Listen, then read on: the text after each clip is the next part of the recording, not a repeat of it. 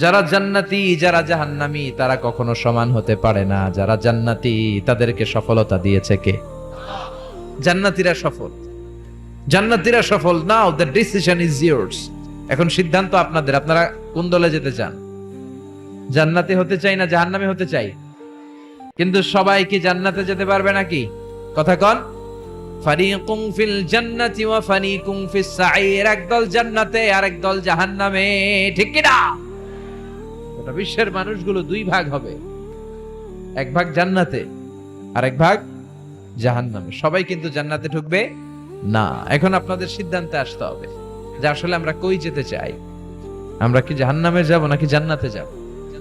জাহান্নাম হচ্ছে দুঃখ আর কষ্টের জায়গা, ব্যারামের জায়গা, আর জান্নাত হচ্ছে আরামের জায়গা, সুখ আর শান্তির জায়গা, যেখানে শান্তি আর শান্তি, যেখানে কোনো টেনশন নাই, যেখানে পুলিশের দৌড়ানি নাই, র্যাবের দৌড়ানি নাই, যানজট নাই, ভূমিকম্প নাই, তুফান নাই, বৃষ্টি নাই, বাড়ি ভাড়ার টেনশন নাই, গ্যাস বিল, বিদ্যুৎ বিল, কোনো টেনশন আছে?